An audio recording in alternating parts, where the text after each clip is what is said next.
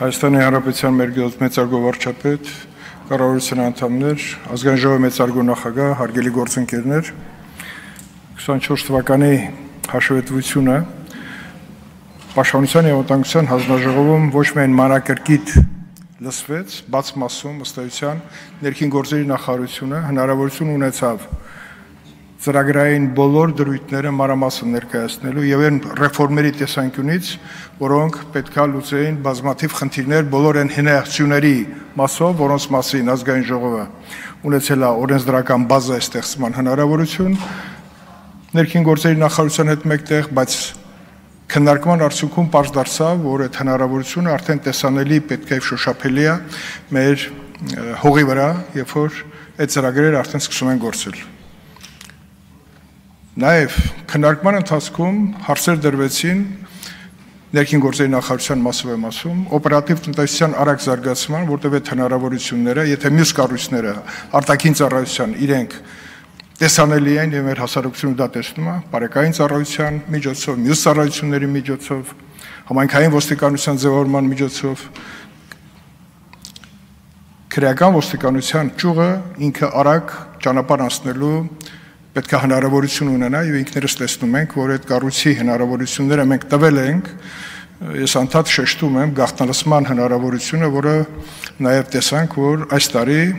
այնուամենայնիվ բյուջեի մեջ կնախատեսվի, մենք ունենանք այդ հնարավորությունը արդեն իրացված տեսքով, որը լրացուցիչ գործիք է քրեական ոստիկանության կարողությունների ավելացման, նաեւ շատ կարեւոր է կադրային քաղաքականության այն հիմնասկզբունքները, որոնք դրված են այդ համակարգերի մեջ, դրանք դառնան ավելի շոշափելի եւ այն առաջընթացը, որ պետքա կադրային առաջընթացը պետքա ներկայացված լինի, դա համապատասխանի այն ցանկություններին, որը դրված է բարեփոխումների փիլիսոփայության հիմքում։ Գաղտնի մասում բնականաբար ես թվեր չեմ կարող ասել, բայց քննարկումները շատ տևական են եղել եւ այդ տևական ժամանակային առումով շատ բովանդակային լուրջ քննարկումներ են եղել, ասեմ, որ ոչ միայն մեր երկու հանձնաժողովները սկզբնական փուլում շատ ակտիվ էին, նաև մինչև վերջ ընդդիմությունն էլ մեր հետ միասին մանրակրկիտ ուսումնասիրեցին այն բոլոր ծրագրերը, որոնք դրված էին կատարողականի հիմքում եւ որոնց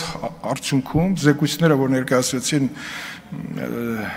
կառույցների ղեկավարները, վատառողջ էր պաշտպանության նախարարը, բայց ամբողջ թիմը, որ ներկայացվեց բոլոր այն ծրագրերը, սկսած պաշտպանական գերատեսչության հիմքում դրված սպառազինությունից մինչև որ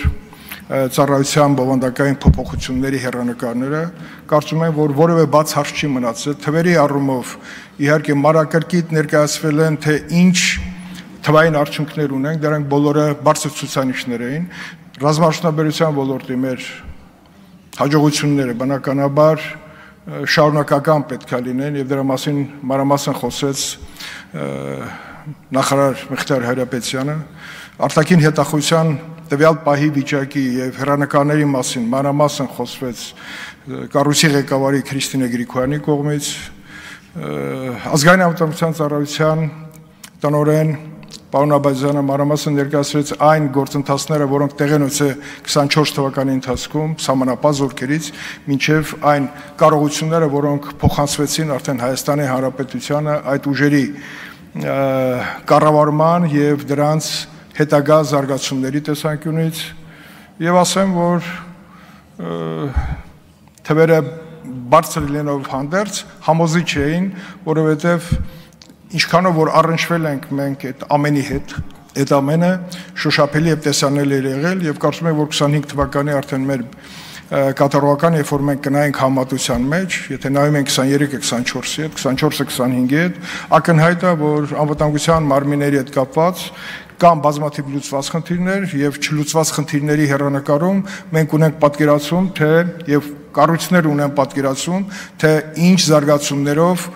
ինչ հերթականությամբ պետք է հասնենք մեր նպատակներին։ Ես թվեր չեմ ուզում ասեմ, բայց դրանք բոլորը ներկայացված լինելով հանդերձ շատ այնպես